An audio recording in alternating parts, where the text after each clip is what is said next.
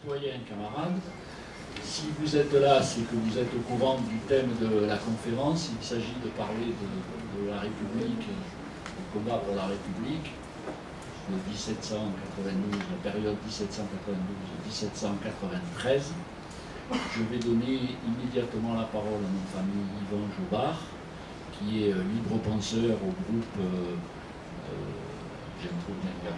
Garibaldi, de Port-de-Bouc, Martigues et communes environnantes, et qui est prof d'histoire. Voilà, à toi la parole. Je te remercie. Donc, c'est au mois de septembre que Claudette m'avait demandé si je pouvais faire un petit quelque chose sur la Première République. Alors c'est vrai que quand on réfléchit, la Première République, ça n'évoque pas grand-chose finalement sous l'aspect mémoriel. C'est quelque chose dont on parle très très peu. Et pourtant, c'est un moment qui est fondamental dans l'instauration de la République et de la démocratie en France. Et en fait, quand on étudie les choses d'un peu plus près, ben, on comprend pourquoi on met un peu le couvercle dessus. Alors, il n'y a pas que cet aspect idéologique qui fait qu'on n'en parle pas trop, parce que bon, il y a aussi quelque chose qu'il faut avoir en tête, c'est que la Première République, c'est assez difficile à définir. Quand est-ce qu'elle commence réellement? Quand est-ce qu'elle prend fin? Vous avez un historien qui est Patrice Guénifé, qui écrivait en 2011, je vais le citer, hein, c'est « Les 4 républiques qui se sont succédées en France depuis 1848 présentent un trait commun, une constitution, et une seule, à déterminer la forme de chacune d'entre elles. La Première République est singulière à cet égard, même si on néglige les multiples ruptures qui ont marqué son cours. 3 régimes au moins en composent l'histoire. Une dictature parlementaire, de 1792 à 1795, là le choix est contestable d'appeler ça une dictature parlementaire, mais bon. Une république censitaire, 1795 à 1799, et enfin un régime plébiscitaire, instauré à la suite du coup d'État du 18 Brumaire, et dont l'établissement du consulat à vie au profit de Bonaparte prépare la transformation de monarchie héréditaire. Peut-être même faut-il inclure dans l'histoire de la Première République le régime impérial, puisqu'il ne renia jamais son enracinement révolutionnaire. Au moins 3 régimes et 4 constitutions, 93, 95, 99, 1802, et peut-être on peut compter 1804 et 1815. La Première République n'est pas un régime, mais une histoire dont les bornes chronologiques sont par ailleurs incertaines. Elle ne fut en effet ni proclamée, ni abolie. Alors il est vrai qu'avec des bornes chronologiques de cet acabit, c'est très très difficile de dire ce qu'est la Première République. Alors pour ma part, on s'était mis d'accord avec Claudette à ce niveau-là. Il s'agit plus de voir comment cette Première République s'instaure.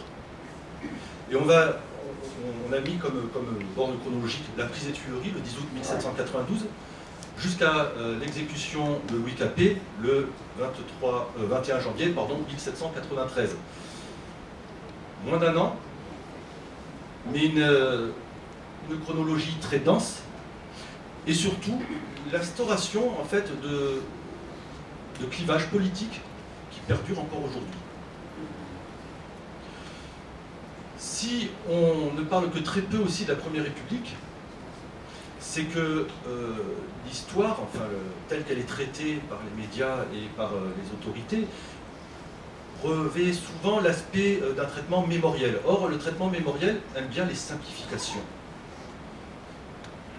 Et de la Première République, ben, si on regarde, on retient, oui, l'idée du 10 août 1792 avec la prise des Tuileries, l'exécution de Louis XVI, et très souvent, on fait un crochet jusqu'à la terreur, avec une vision très souvent caricaturale de l'action de Robespierre au sein du comité de salut public. Et d'ailleurs, si on regarde les manuels d'histoire qui ont cours actuellement, ce sont les 3 seuls points qui sont abordés quand on traite de la Première République. Ce qui veut dire qu'on passe sous silence, bien souvent, tout l'aspect social, toutes les mesures mises en œuvre, mais également tout le débat politique qui a lieu dans cette période.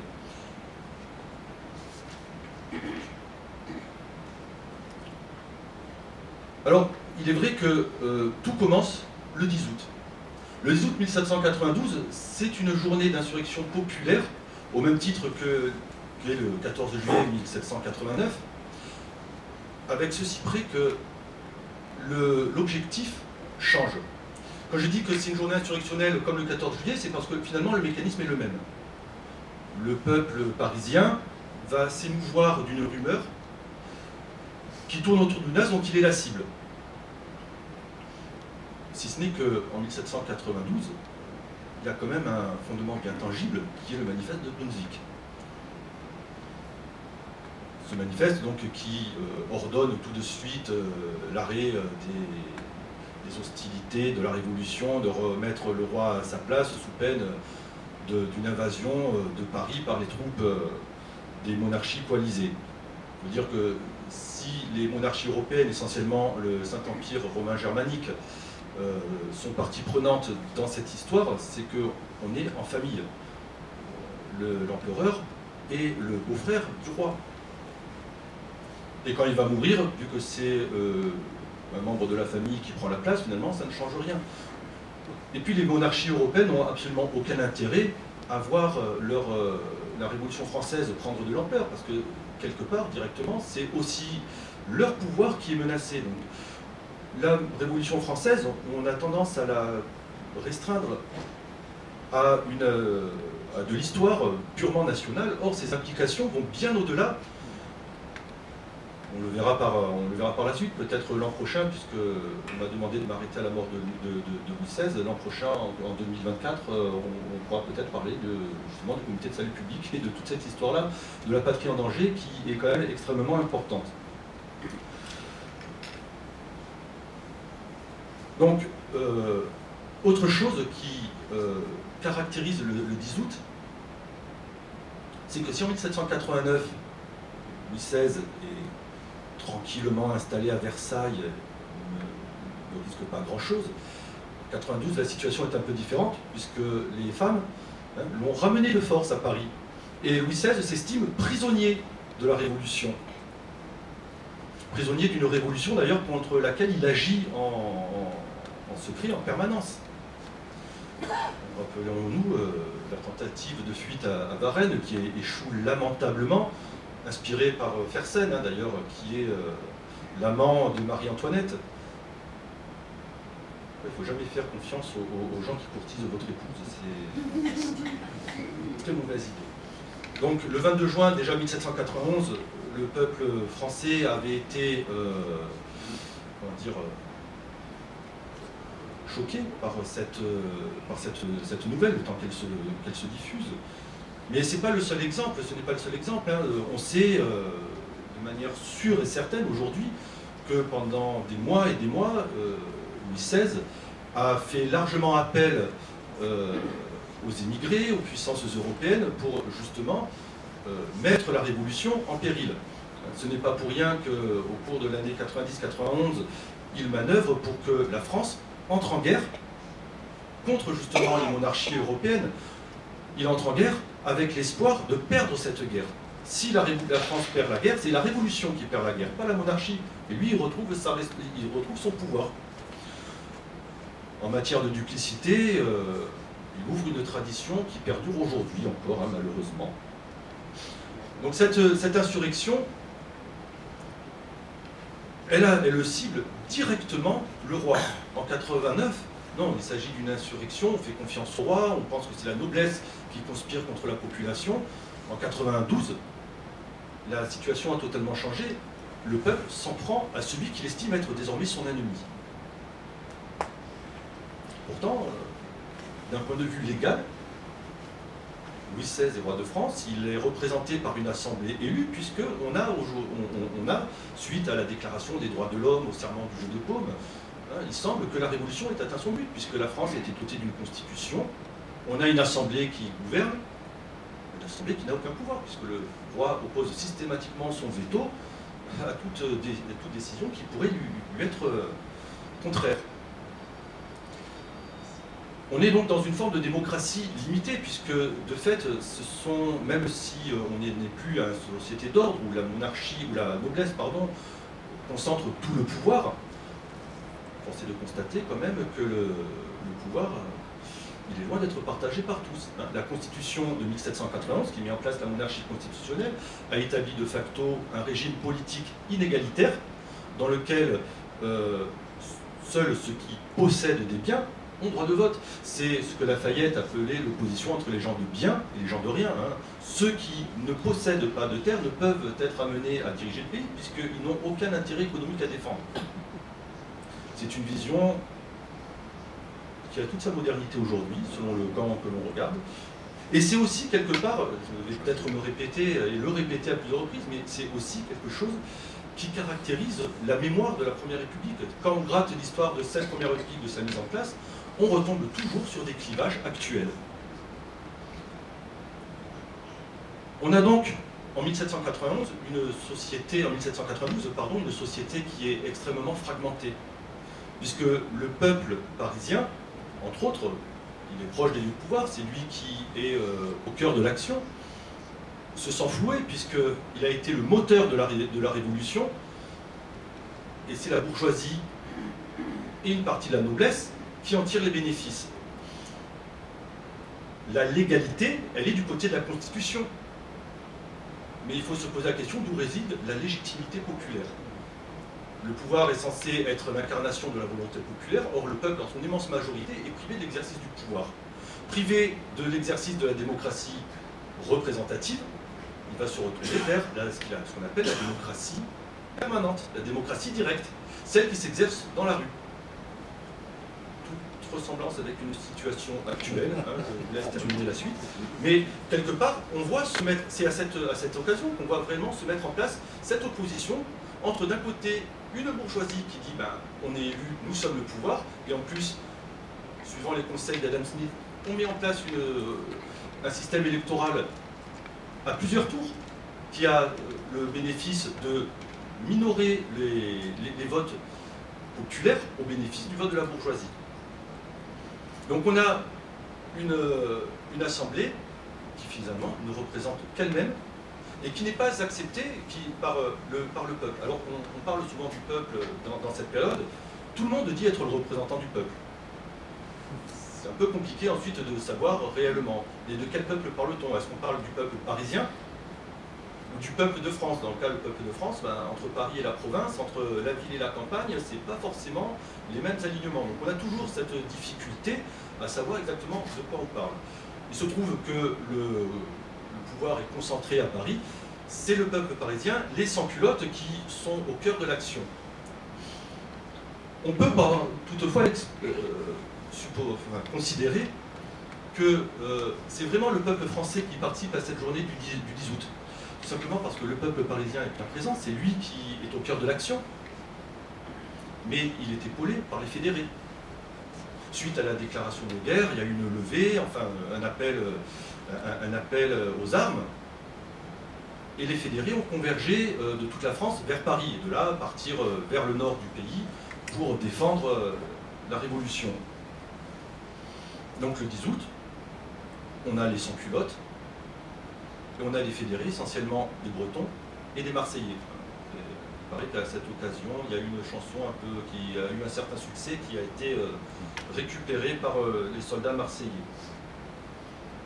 Donc, la patrie est en danger depuis le 11 juillet, pardon, et pourtant le roi fait tout ce qu'il faut pour entraver le développement de l'armée. La duplicité du roi, elle n'est plus approuvée, elle est établie. Face à cette situation, à l'idée que le roi s'est entouré d'une garde privée composée de Suisses, on donne l'assaut aux Tuileries, et là le roi va avoir l'une des pires idées de sa vie, pourtant il y en a eu beaucoup de mauvaises idées.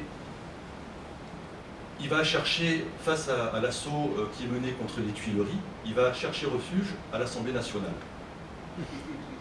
Face à la situation, l'Assemblée nationale, bien que composée de bourgeois conservateurs finalement,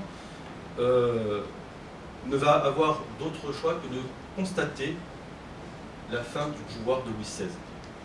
La République n'est pas pour autant proclamée, il faudra attendre encore quelques temps, mais Louis XVI est directement déchu de ses fonctions, et sans être prisonnier, il va être assigné à résidence, mis sous surveillance permanente. va se poser le problème.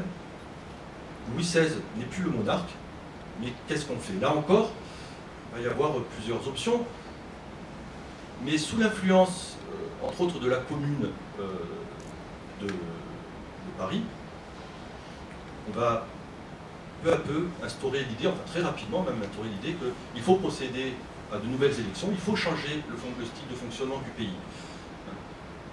Le 10 août 1792, en fait, c'est, comme le dit Jean Tullard, la fin de l'espoir d'une conciliation entre les tenants de l'Ancien Régime et ceux de la Révolution par le biais de la monarchie constitutionnelle. La monarchie constitutionnelle est impossible en France puisqu'on a des monarques qui continuent à estimer qu'ils sont rois de droit divin et que c'est là que réside toute leur légitimité, que le peuple n'a qu'à obéir, n'a qu'à se plier. Donc on va mettre en place de nouvelles élections dans un contexte très particulier. Il n'y a pas de campagne électorale. On a un pays qui est au bord du chaos. Une crise frumentaire dure depuis 6-7 ans. Hein. La crise de subsistance ne démarre pas en 1789 avec la Révolution. La Révolution, finalement, c'est l'aboutissement de cette crise. À un moment, quand les gens n'ont plus rien à perdre, ils commencent à demander les choses gentiment, et puis si on ne répond pas, le pouvoir ne répond pas favorablement quand les choses sont demandées gentiment, le peuple est capable de montrer les dents et de rentrer dans un engrenage de violence. Et la violence, on verra, elle est inhérente au système au processus révolutionnaire, elle croîtra encore. Donc on a un pays qui n'est pas en état finalement d'organiser réellement des élections. La partie nord du pays est envahie. Il y a la crainte aussi que font peser les immigrés depuis les frontières, entre autres depuis Mayence, depuis Coblence, depuis toutes ces villes-là où ils sont réunis, et où, en liaison avec Louis XVI, les preuves seront apportées par la découverte d'une armoire de fer dans laquelle des archives secrètes de Louis XVI sont entreposées. Et on voit bien que Louis XVI manœuvre contre la Révolution depuis le début. Donc il s'agit, en 1792, de fixer un nouveau gouvernement du pays. Donc on va élargir un petit peu le système démocratique, mais pas trop quand même. L'Assemblée nationale, le 10 août, va fixer les règles électorales pour l'élection à la Convention nationale. Donc contrairement au système précédent, on n'a pas de décision comme quoi le député sortant ne peut pas se représenter, etc. Mais elle précise que l'Assemblée nationale décrète que pour la formation de la Convention nationale prochaine, tout Français âgé de 21 ans, domicilié depuis 1 an, vivant du produit de son travail, sera admis à voter dans les assemblées de communes et dans les assemblées primaires comme tout autre citoyen actif. C'est-à-dire que là, on a déjà un système à 2 tours qui se met en place. Les assemblées de communes qui vont faire un premier tour parmi les candidats, et puis ensuite l'assemblée primaire, où finalement, on voit les partis qu'on qualifierait aujourd'hui d'extrémistes être sous-représentés. Ça, c'est la première des choses. En fait, selon les principes d'Adam Smith, je le répète, la démocratie à 2 tours est prévue pour éviter d'avoir trop d'agitation au sein de l'Assemblée. Ça va moyennement marcher quand même ce coup-là, il faut être honnête. L'autre chose, c'est qu'on fixe quand même une règle démocratique qui dit qu'il faut être domicilié depuis 1 an au même endroit. Or, ce qui caractérise le petit peuple, c'est sa mobilité. Dans le monde agricole, beaucoup de travailleurs journaliers vont d'exploitation en exploitation, n'ont pas véritablement de domicile fixe. Dans le monde ouvrier, c'est plus ou moins la même chose, le travail est très saisonnier. Ceux qui sont maçons à Paris, par exemple, ne le sont pas l'hiver. L'hiver, bien souvent, ce sont des provinciaux qui retournent dans leur province pour s'adonner à d'autres travaux. Donc, de fait, cette mention, elle exclut une grande partie du monde du peuple de France du scrutin. L'autre mention, vivant du produit de son travail, Ça veut dire qu'on considère que le personnel de maison ne vit pas du produit de son travail puisqu'il est domicilié, il est hébergé par son employeur. Oui, on fait quand même mieux en termes de démocratie, absolue, hein, ça c'est clair.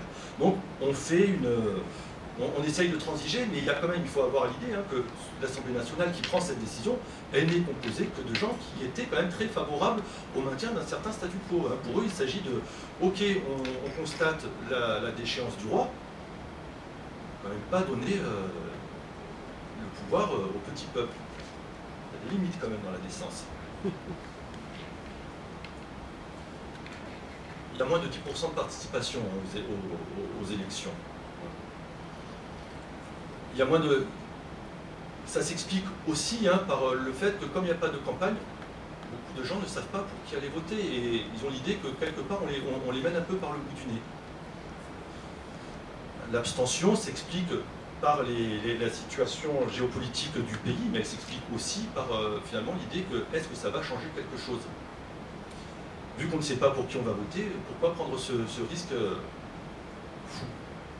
Donc on a un déficit de démocratie d'entrée de jeu dans le pays, on a une montée des tensions, et il y a toujours cette idée du complot monarchiste qui va venir derrière encore perturber le jeu, et on va assister hein, au célèbre épisode des massacres de septembre, pour laquelle, justement, on le verra rapidement par la suite, mais les Girondins, qui constituaient l'aile gauche de l'Assemblée nationale sous la monarchie constitutionnelle, vont désormais constituer l'aile droite de la Convention nationale, ils vont chercher à en faire porter la responsabilité, entre autres, à Marat et Hébert, qui, il est vrai, dans leurs journaux hein, respectifs, qui sont l'ami du peuple et le père du chêne, n'ont de cesse aussi de stigmatiser les monarchistes, d'appeler à un nouveau tournant dans la Révolution, à un raidissement finalement de la Révolution, une radicalisation de la Révolution. Et c'est vrai qu'au mois de septembre, on va avoir des massacres épouvantables dans les prisons. On va massacrer non seulement les nobles, ceux qui sont soupçonnés d'être leurs partisans, les ecclésiastiques réfractaires, bref, finalement tous ceux qui, de près ou de loin,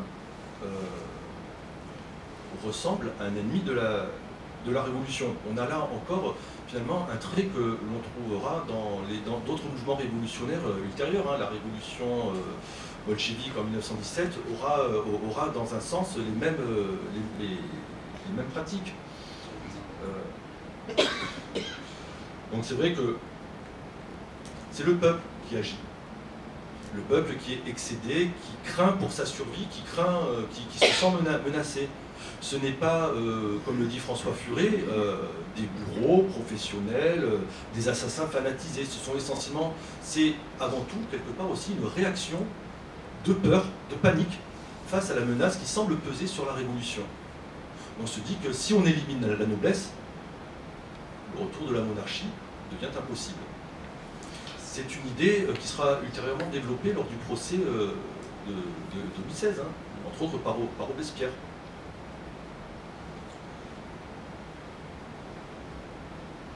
Les élections vont donc avoir lieu dans un climat extrêmement tendu. Et la majorité, finalement, et les choix à ce qu'on qualifierait aujourd'hui de ventre mou politique, ce qu'on va appeler le Marais ou la Plaine. Ça dépend de quel côté on les regarde, si on les apprécie ou non. Les appellations sont souvent révélatrices.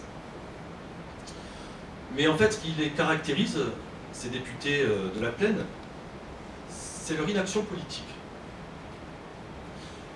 Et de 1792 à 1793, dans la période que nous regardons précisément aujourd'hui, en fait, ils vont pencher tantôt d'un côté, tantôt de l'autre, de manière très désunie. Hein, lors du procès de Louis XVI, il n'y aura pas de majorité claire dans la Plaine. Au gré des votes, les choses vont plus ou moins fluctuer. C'est ce qui explique que ce sont deux groupes qui sont pourtant minoritaires, les montagnards et les girondins, qui vont polariser l'actualité politique. Alors pour Albert Soboul, la différence entre girondins et montagnards, elle ne tient pas dans l'origine sociale.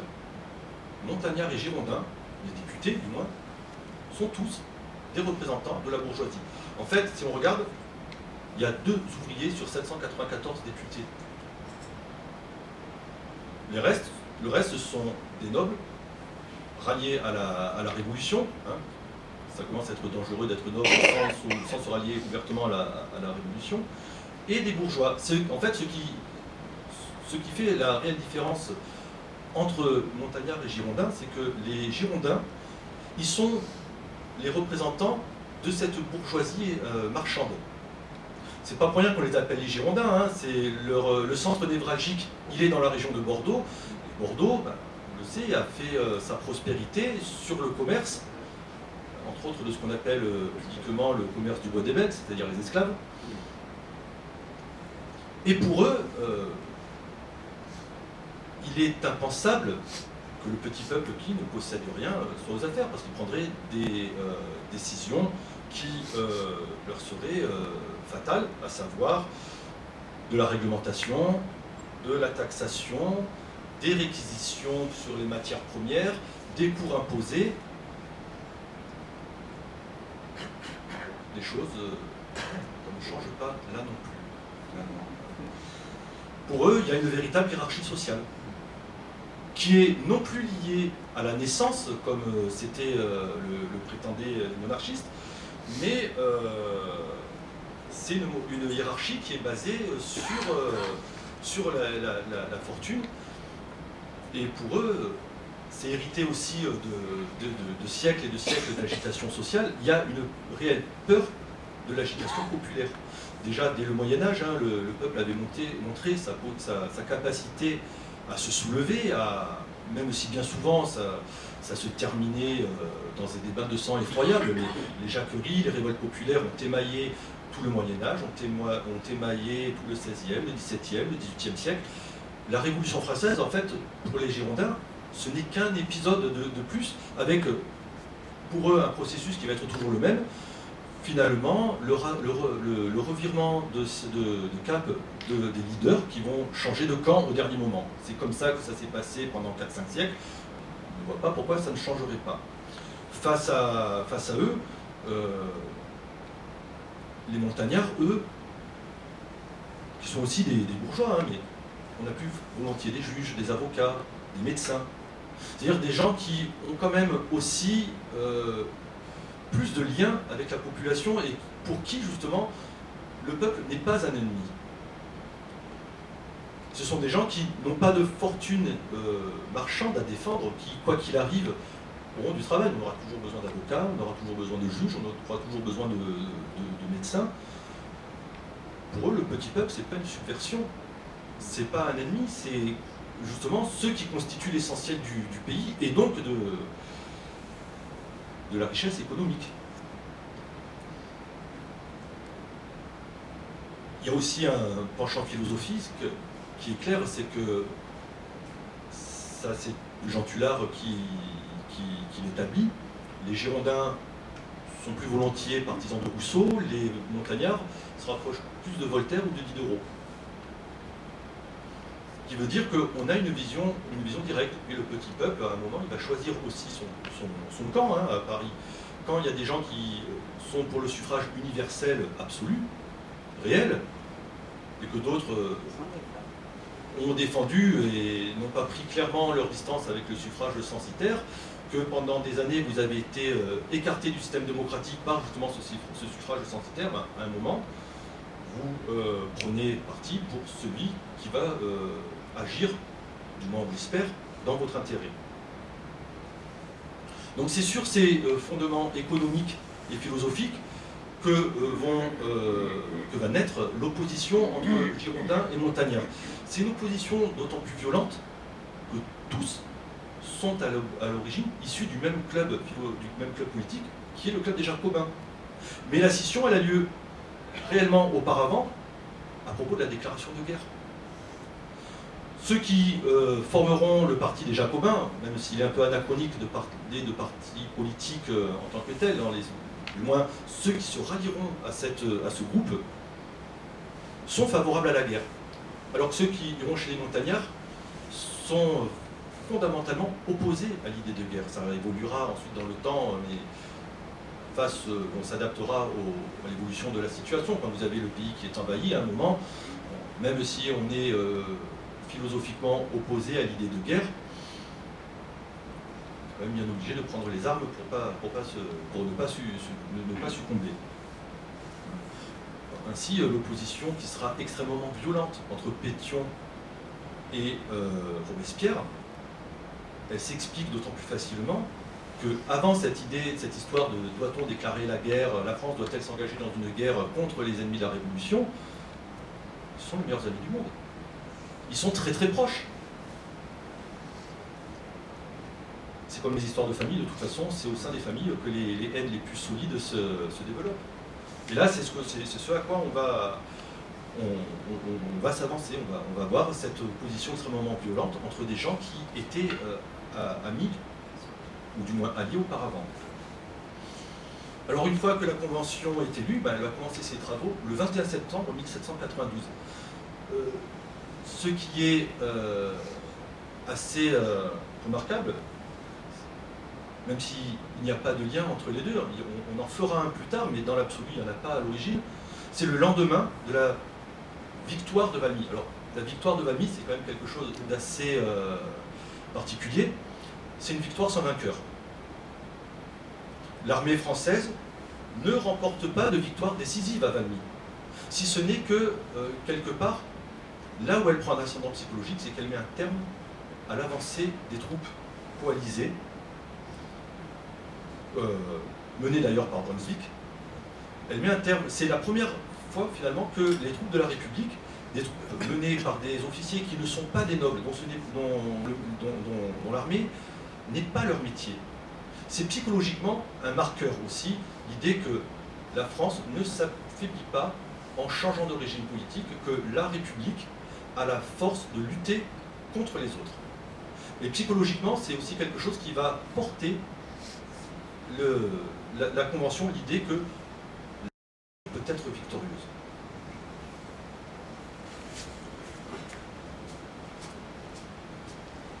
Donc Dumouriez et Kellermann, le nom de Dumouriez est intéressant parce qu'il devient héros de la République avant de devenir un traître. Comme beaucoup. Lafayette est un héros de la Révolution, du moins pour François Furet et Denis Richer, mais bon, ce sont d'autres histoires. Et Lafayette deviendra un traître par la suite.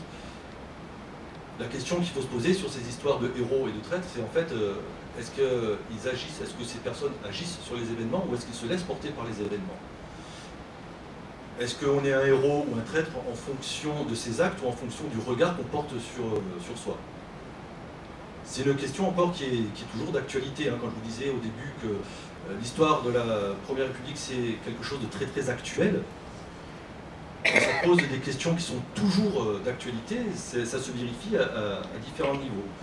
Donc le 21 septembre, la Convention inaugure ses travaux, et on va plus ou moins proclamer, c'est Billaud-Varenne, qui est membre des Jacobins, qui va faire proclamer la République, mais c'est discret.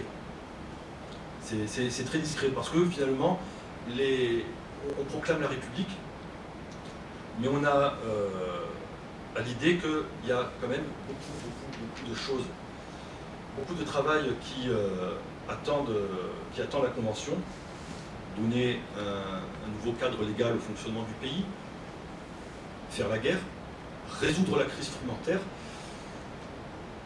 et je me permets un mauvais jeu de mots, trancher la question de la place du roi. Oui, j'aime les mauvais jeux de mots. Voilà.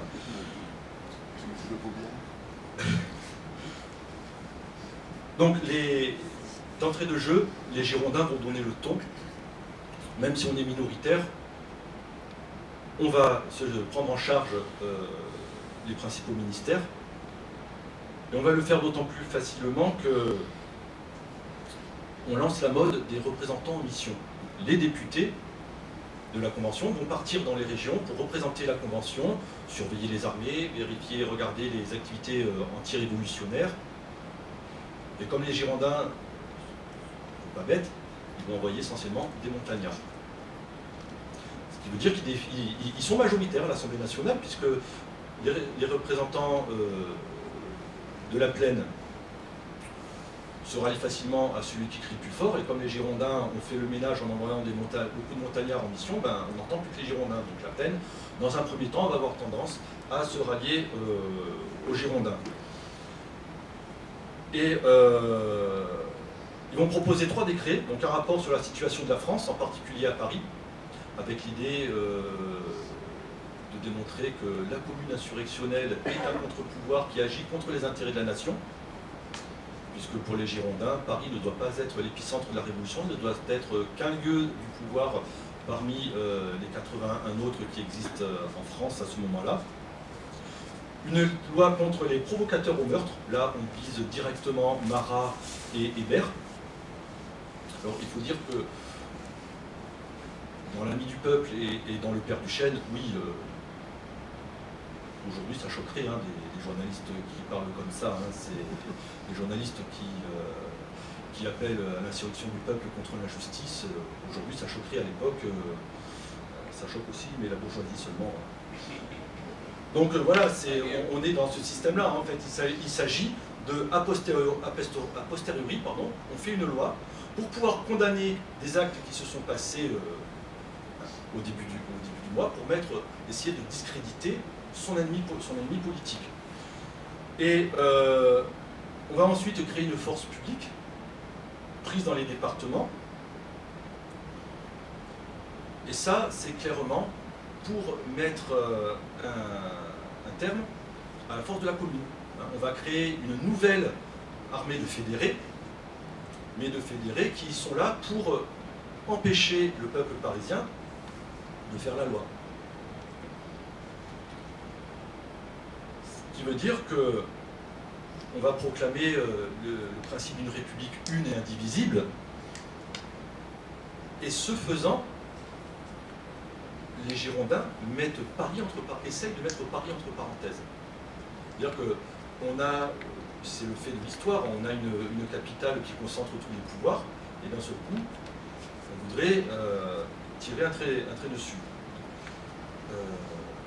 Moi je vous disais que les Girondins font ça de manière intelligente, c'est qu'ils ont quand même, il y a quand même 300 députés sur 794 qui sont en mission.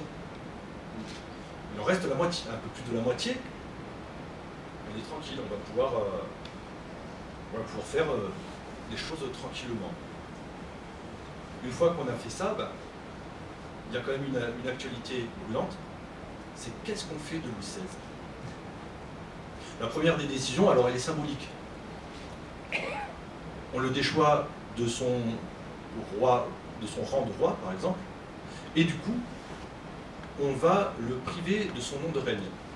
Louis XVI devient Louis Capet. C'est une portée symbolique parce que ça signifie tout simplement qu'il est, pour la Convention, un citoyen comme les autres. Alors, les Girondins, donc on va voir, pardon, une première question fondamentale. Est-ce que Louis peut être jugé? Et s'il peut être jugé, qui doit s'occuper de cette tâche? Le rapporteur auprès de la Convention, un député qui s'appelle Maille, un montagnard, va être très très clair. Le roi, il doit être jugé en tant que simple citoyen.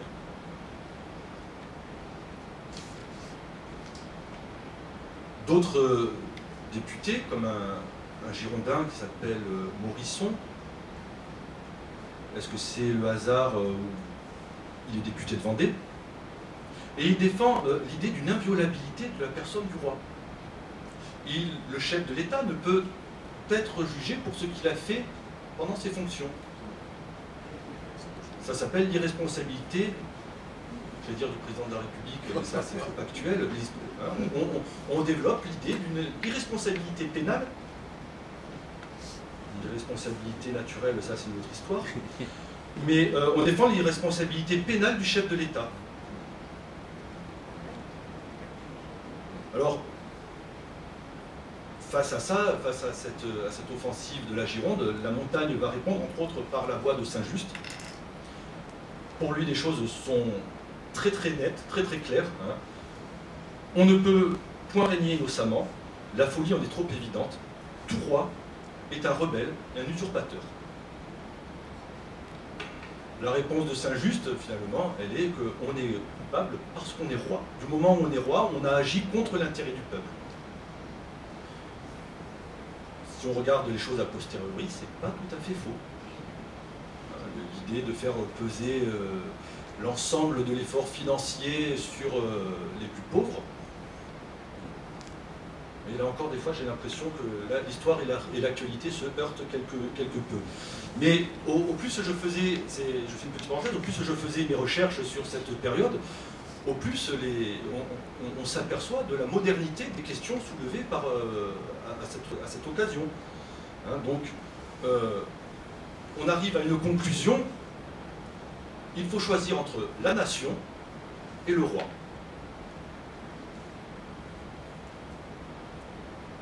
La situation fait que, clairement, l'idée de ne pas pouvoir juger le roi est intenable. Donc, le roi doit être jugé, tout simplement. Il doit répondre de ses actes. La deuxième question qui va se poser, donc, c'est qui doit juger le roi? Le roi doit être jugé par le peuple. C'est l'idée qui ressort. Et qui représente le peuple, c'est la Convention. Ce qui pose quand même ici un petit problème, c'est qu'en théorie, on a une séparation des pouvoirs. Et la Convention s'occupe du pouvoir législatif. Donc là, on a le pouvoir législatif qui va s'emparer du pouvoir judiciaire. C'est quelque chose, finalement, qui se reproduira après aussi avec le comité de salut public et les tribunaux révolutionnaires.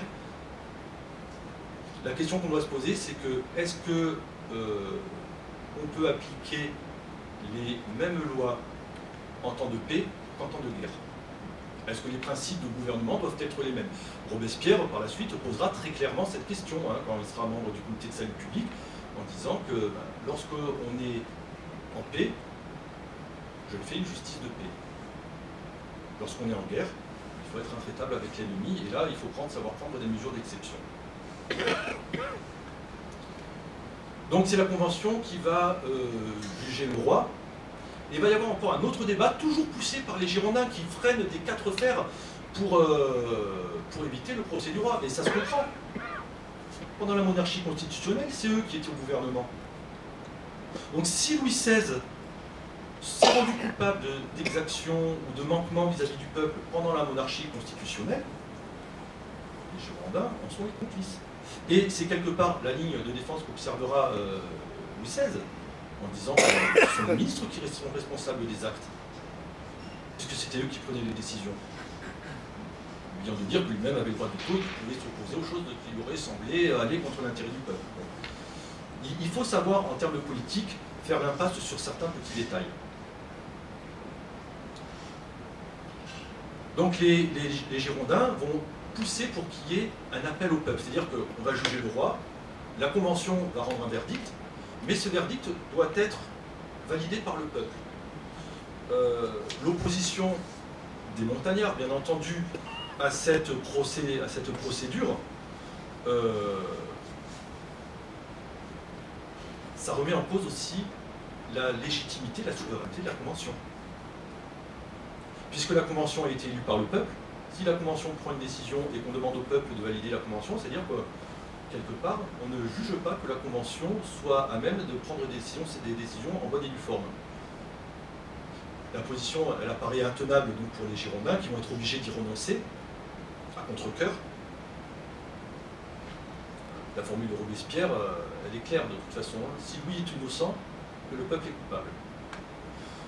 On a l'habitude, c'est vrai, du côté des montagnards, on a beaucoup de formules très chocs, très tranchées, mais on est dans une situation, je vous rappelle que là, depuis le mois de juillet, la patrie a été déclarée en danger, on est dans une réelle situation de crise.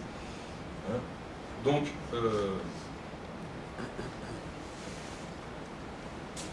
on a ces oppositions multiples qui se développent autour de la question, ne serait-ce que du procès du roi. Et je ne vous parle même pas de savoir jusqu'où peut aller la sentence. On a encore cette opposition qui va être développée. Louis XVI doit-il être emprisonné, exilé? condamné à mort? Doit-il y avoir un sursis à cette exécution? Les avis sont très divers. Il y a toute une procédure qui est mise en place. Pendant un mois, on a... j'ai perdu le nom du rapporteur. On a donc une instruction du dossier. Et on va commencer le procès du roi le 15 janvier. Donc le 15 janvier, et on va procéder par un appel nominal. C'est-à-dire que chaque député, quasiment 800, hein, ça fait du monde qui va défiler à la tribune, va se prononcer personnellement, va être responsable devant le peuple de ses propos et de son choix. Donc Louis Capet est coupable de conspiration contre la liberté publique et d'attentat contre la sécurité générale de l'État. Ça, c'est la première question telle qu'elle est posée par la Convention à ses membres. 683 députés vont voter oui. Ça s'appelle une majorité absolue. 683 sur 794. Donc l'idée que Louis XVI doit rendre des comptes, c'est quelque chose qui fait consensus. La deuxième question, c'est le jugement de la Convention nationale contre Louis Capet sera-t-il soumis à la ratification du peuple? Là, c'est déjà un peu plus discutable, enfin, un peu plus serré, pardon. On a 426 voix contre 278. C'est-à-dire qu'on a déjà de l'abstention. Certains votent un peu en touche. Il faut dire que la question est épineuse. On a toujours cette idée de...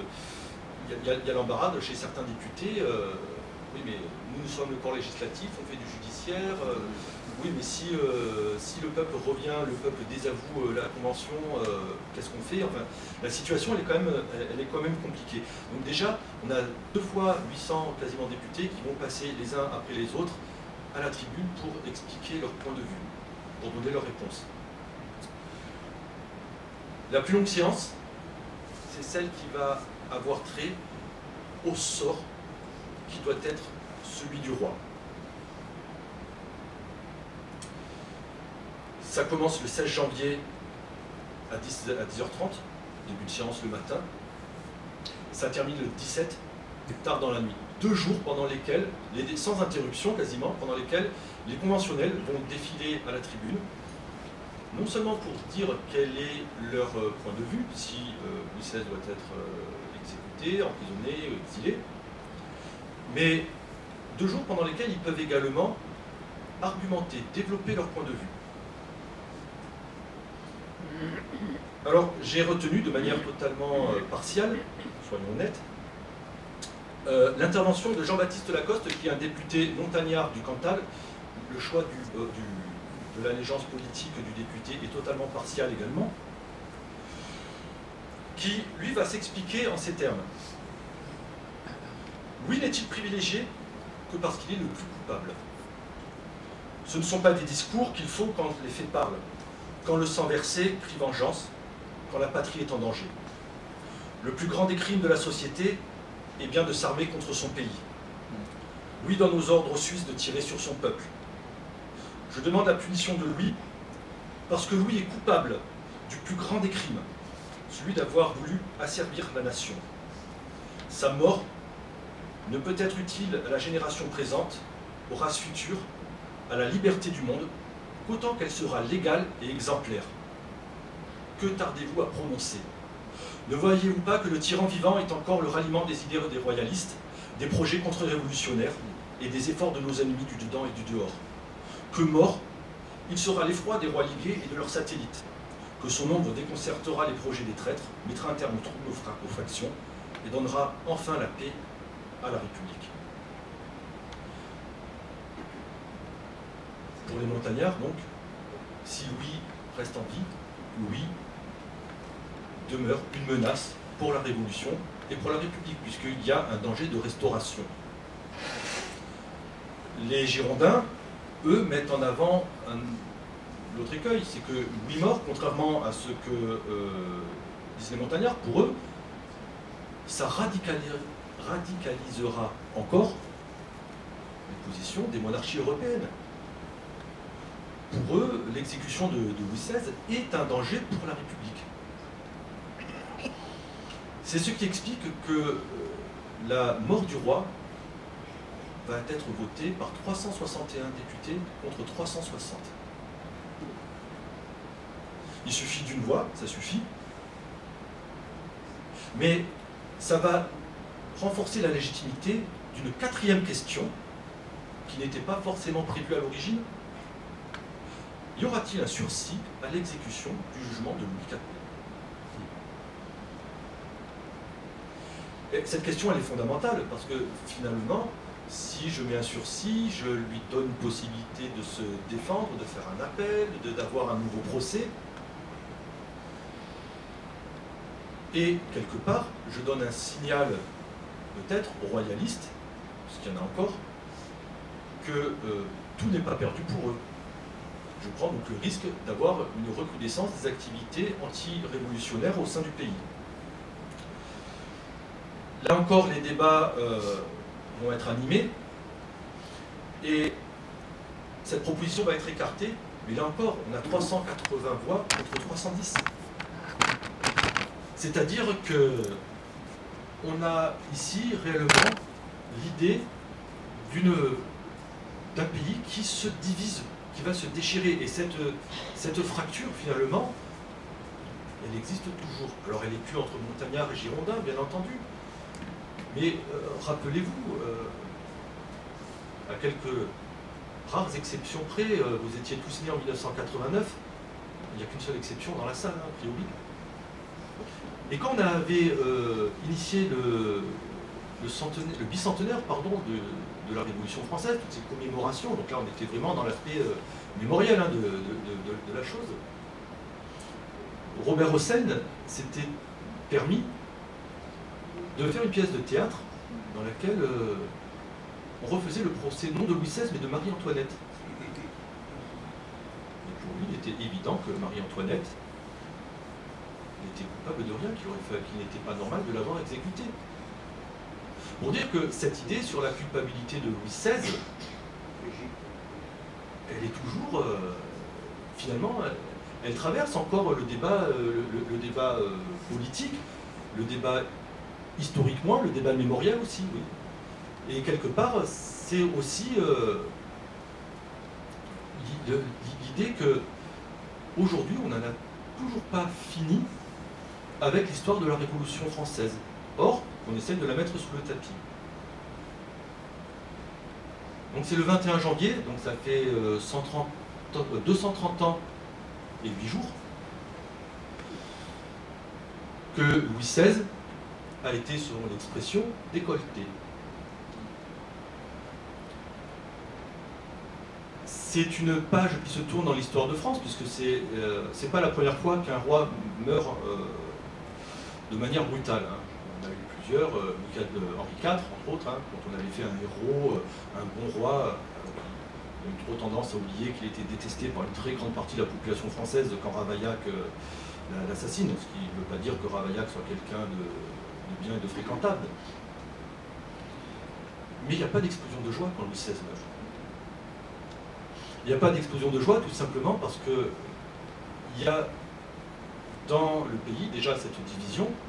Les uns, c'est un jour de tristesse, hein. Je vous ferai remarquer qu'aujourd'hui encore, tous les 21 janvier, vous avez l'Action française qui organise une messe à l'église de Saint-Nicolas du Chardonnay. C'est pas de bêtises, hein. Je peux en dire, mais en général c'est volontaire. Hein. Et pas très loin d'Arles, par exemple, à l'abbaye de Montmajour, traditionnellement, il y a une messe à la mémoire de Louis XVI. C'est bon, mais je sais pas comment se détaille. Donc pour les monarchies, bien entendu, c'est un jour d'immense tristesse. Pour les montagnards, pour les Girondins, c'est une défaite. Politiquement, c'est une défaite. Ils étaient opposés, ils ne voulaient déjà pas que Louis XVI soit jugé. Ils se sont opposés à sa mort, ils ont voulu qu'on fasse appel au peuple, ils ont voulu qu'il y ait du sursis. Ils ont été battus sur tous les points. Ils auront du mal à s'en relever, d'ailleurs, parce que le peuple va leur en tenir rigueur.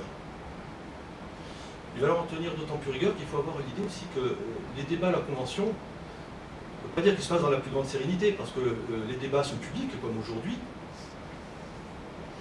Mais je ne sais pas si le règlement de la Convention a prévu à l'époque de préciser que le public ne doit pas être armé. Et quelque part, il y a, non seulement vous avez des sans-culottes en nombre dans les travées de la Convention, hein, dans les loges de la Convention, pour écouter, pour assister au débat, mais vous avez également beaucoup de gens très agités à l'extérieur de la Convention. En fait, la Convention est assiégée par la commune pendant les débats. Histoire de mettre un petit peu la pression. C'est-à-dire que on voit ici que nos représentants, nos députés, sont beaucoup plus à l'écoute quand on leur met la pression. Là, on a encore cette idée de confrontation entre la démocratie directe et la démocratie représentative, hein, entre ceux qui sont, pour les Girondins, ce qui est fondamental, c'est de respecter la légalité. Il faut que tout soit fait dans la forme. Et comme ils ont été élus, ils représentent la légalité. De l'autre côté, du côté des sans-culottes, c'est volontairement que je ne dis pas du peuple, parce que je vous ai expliqué tout à l'heure que cette notion de peuple elle est quand même très difficile à définir.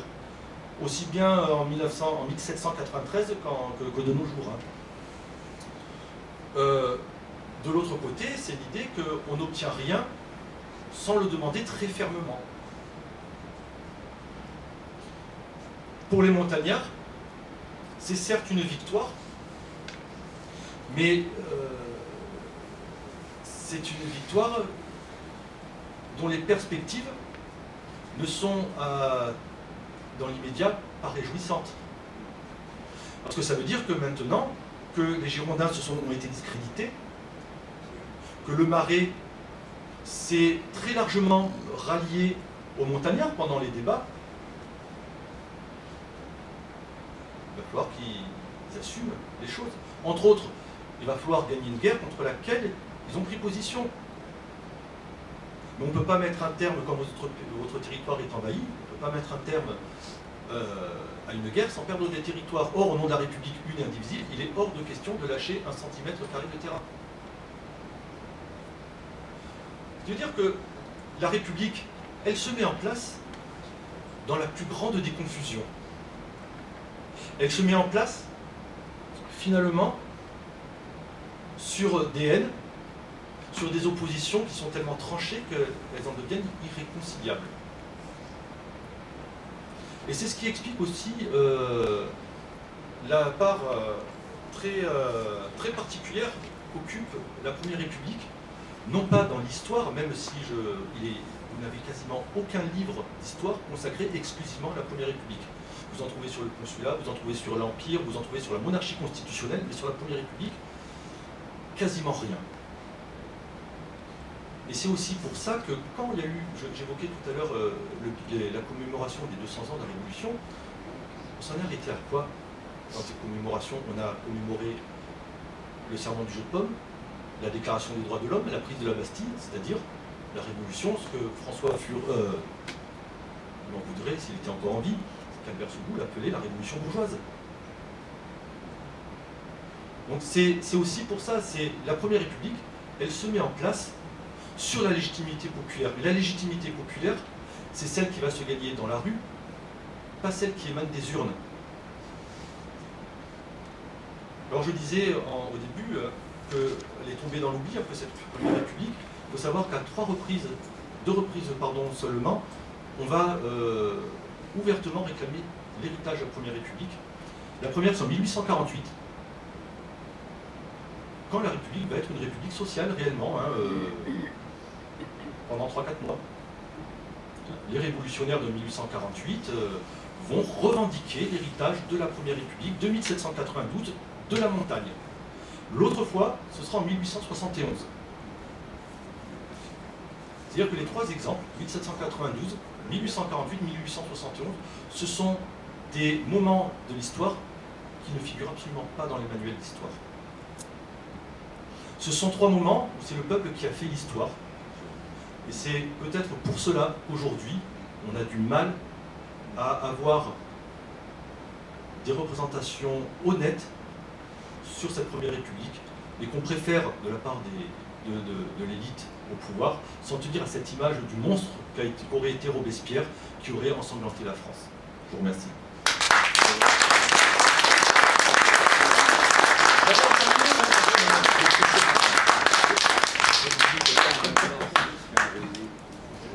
J'ai pas dit trop de bêtises, il y a des spécialistes.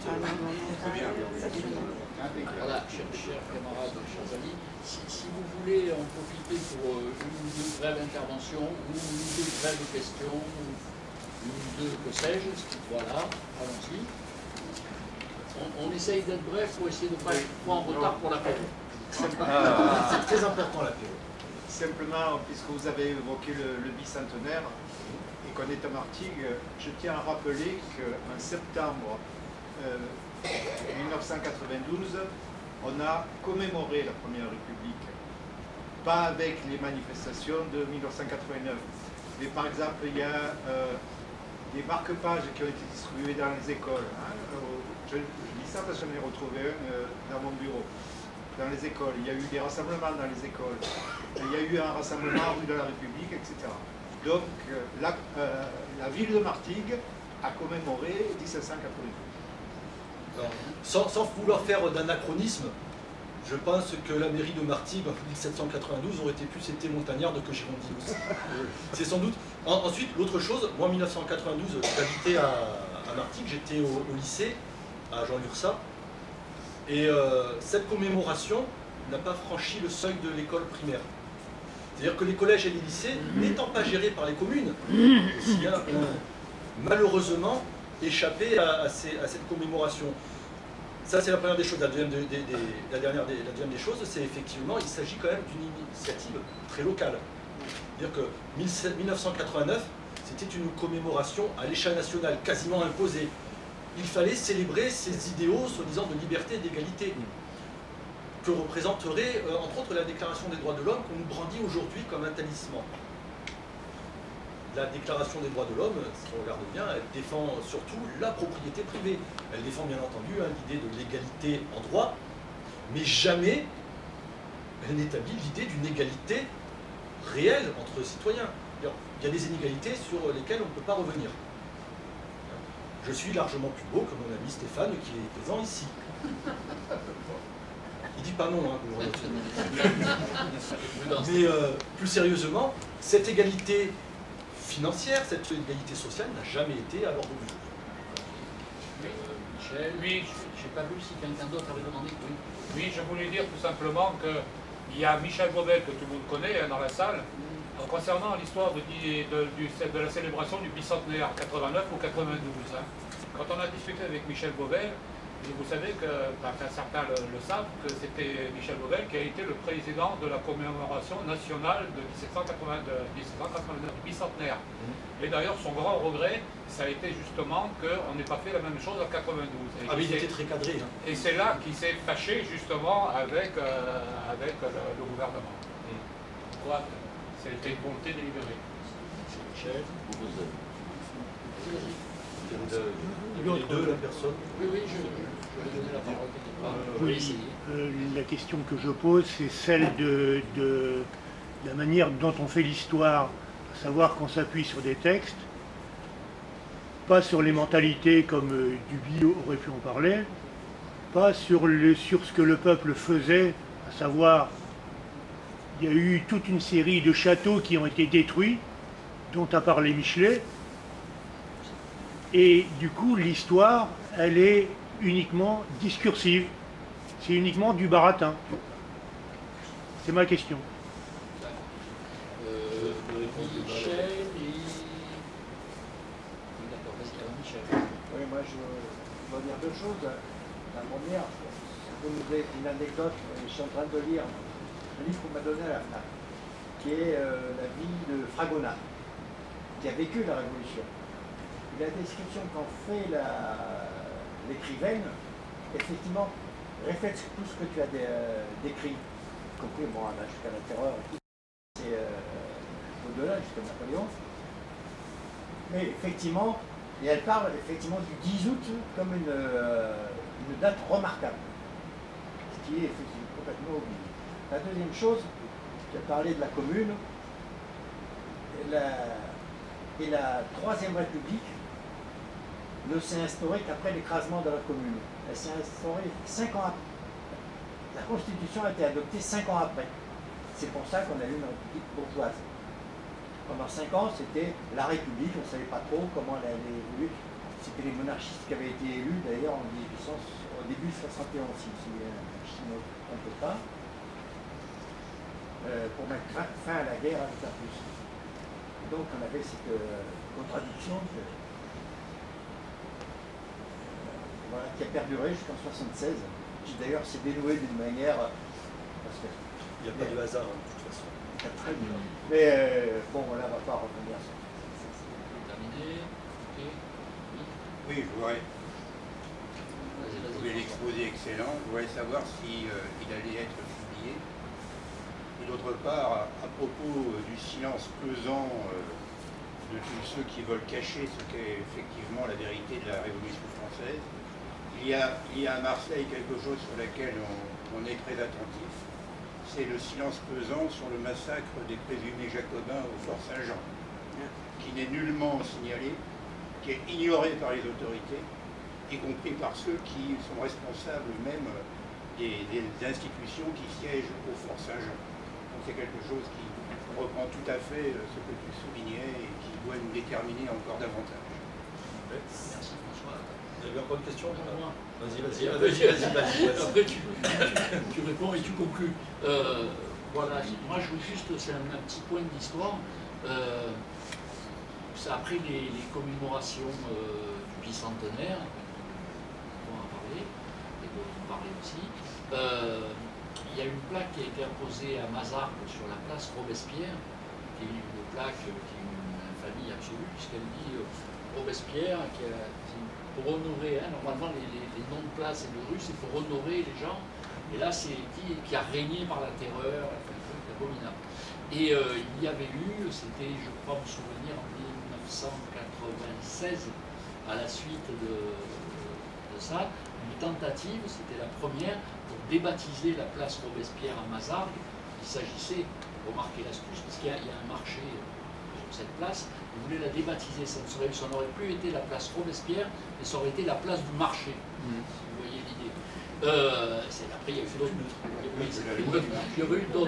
eu d'autres tentatives, voilà, je ne vais pas faire un peu d'histoire là, juste rappeler ça, et dire que pour la création de la fédération départementale de la libre pensée, ça a été, si je me souviens bien, la première sortie publique où il y avait eu une conférence sur la place de Robespierre à Mazargues, en plein air, avec Michel Beauvel, et cette conférence avait été organisée par des camarades qui sont disparus maintenant, qui étaient René et Gérard Clément, et à laquelle on avait intervenu publiquement. C'était, je crois, la première apparition publique quand on a reconstitué la fédération départementale de la libre pensée dans les Bouches-du-Rhône. Voilà, ça c'est un point, et un petit point d'histoire. Et un deuxième point d'histoire, on avait justement, c'est François qui nous fait penser, on avait, à l'initiative de Gérard et René Clément encore, organisé une traversée du Vieux-Port en ferry-boîte pour venir avec des pancartes, et on avait retrouvé à peu près presque tous les noms des 127 jacobins, et on avait fait des pancartes. Il y a eu un dossier aussi. Pardon? Il y a eu un dossier fait par Oui. Vous avez remarqué qu'à la libre pensée, on s'interdit absolument d'interrompre les gens qui interviennent. Le seul qui a un pouvoir dérogatoire à ça, c'est le président. Bon, mais c'est très bien, c'est ce qui caractérise la libre pensée. Il ne faut surtout pas rompre avec cette tradition, parce que voilà, c'est une bonne chose. Et donc, justement, je voulais indiquer ces choses-là, donc je vous remercie de l'avoir fait à ma place. Et on avait donc organisé cette traversée du ferry-boîte avec les pancartes, et Gérard Clément était monté sur un escabeau pour mettre à la place, il y a un nom de place devant la mairie, j'oubliais lequel, excusez-moi, et a mis une fausse plaque des 127 martyrs jacobins. Ils ont mis je ne sais pas combien de temps pour la décoller, je ne sais toujours pas avec quel col il avait mis ça, et ils sont venus avec des pics et une disqueuse pour enlever le truc. C'était vraiment J'ai jamais retrouvé la formule de la code. Voilà, tout ça pour rappeler que c'était un peu la fédération avait été reconstituée depuis peu, c'était les premières manifestations publiques de la libre pensée dans les Bouches-du-Rhône. Merci et je passe la parole à Yvan qui va répondre et conclure. Et paradoxalement, même si Odette m'a donné beaucoup de travail, je voudrais quand même la remercier de m'avoir lancé sur cette piste. Très sincèrement, parce que c'était une période que j'avais un peu mis sous le couvercle. J'avais étudié, bien entendu, quand j'étais à l'université. Ça commence à faire un bout de temps, quoi, que je suis sorti de l'université. Donc, l'occasion faisant le larron, j'ai pris énormément de plaisir à travailler sur cette période. D'autant plus qu'elle a quand même montré une urgence sur le travail mémoriel. Dire, il y a 2 ans, 2-3 ans, il y avait eu tout un scandale à propos de Colbert, sur le code noir, sur l'esclavage, avec ce débat sur le débaptiser des rues, les lycées, les établissements qui s'appelaient Colbert, avec l'intervention de notre président de la République qui disait il est hors de question de toucher à l'histoire. Et là encore, en fait, on a vu tout le problème, c'est qu'il ne s'agit pas de toucher à l'histoire. Il s'agit de toucher à la façon dont la mémoire est constituée. Et ce sont 2 choses totalement différentes. L'histoire, c'est un fait scientifique. Je ne me suis pas amusé à aller sur YouTube ou sur TikTok pour retrouver les éléments. Hein. J'ai suivi les conseils de Claudette, j'ai lu avidement divers écrits de Michel Vauvel, et pas seulement, hein, pas seulement. Albert Soboul et Gérard Noiriel ont fait partie aussi de mes sources d'inspiration, beaucoup plus que François Furet, soit dit au passage. Hein. D'ailleurs, c'est là où on voit quand même que la mémoire, c'est un aspect politique, parce que j'évoquais François Furet, il faut savoir que son ouvrage qu'il a coécrit avec Denis Richet n'est jamais paru dans des collections universitaires. C'est un ouvrage grand public. Richet et Furet sont des universitaires, mais leur éditeur les a publiés dans les années 60 dans une collection d'histoire qu'on appelle de la vulgarisation, j'aime pas trop ce terme, mais n'a jamais été présenté comme étant un travail scientifique. Donc c'est vrai que ça a remis quelque part, ça m'a fait penser bien évidemment, comme je l'ai à quelques petites reprises évoqué, qu'il y a une actualité de ces périodes, mais surtout qu'il faudrait réfléchir réellement à comment on construit la mémoire et quelle place nous autres citoyens nous avons à prendre dans cette construction. Parce qu'actuellement, la mémoire telle qu'elle est créée, elle n'est faite que par nos dirigeants. Et comme on peut le constater, ce n'est pas forcément les épisodes qui nous sont les plus favorables de souvenir à l'ordre de tout.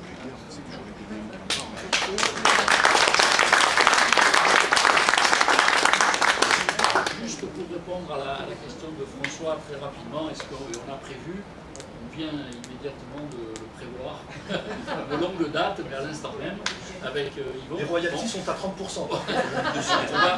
On va essayer de faire une brochure. On va essayer de faire une brochure d'histoire avec un maximum d'illustrations et tout, qu'on essaiera de vendre dans notre tradition comme brochure au prix le plus minimum possible, de façon à ce qu'on puisse en faire une large diffusion dans les milieux les plus vastes et variés, notamment auprès éventuellement des jeunes, parce que c'est vrai, Yvan l'a rappelé, que toute une série d'événements importants dans l'histoire de ce pays ne figurent plus dans les programmes d'histoire de l'enseignement. D'ailleurs, au passage, je vous recommande très chaudement le livre de Gérard Noiriel qui est sorti il y a 2-3 ans, Une histoire populaire de la France. Alors c'est vrai que paradoxalement, il parle très peu de la Révolution française dedans, c'est pas le moment qui développe le plus. Mais c'est un très très bon livre.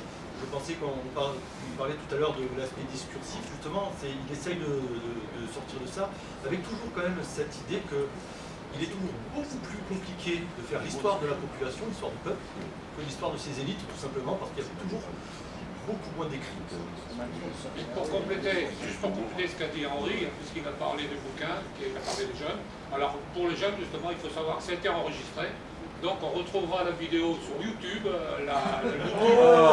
le YouTube de la Fédération départementale et sur le site internet. Voilà. Donc vous aurez la conférence qui vient d'être aujourd'hui.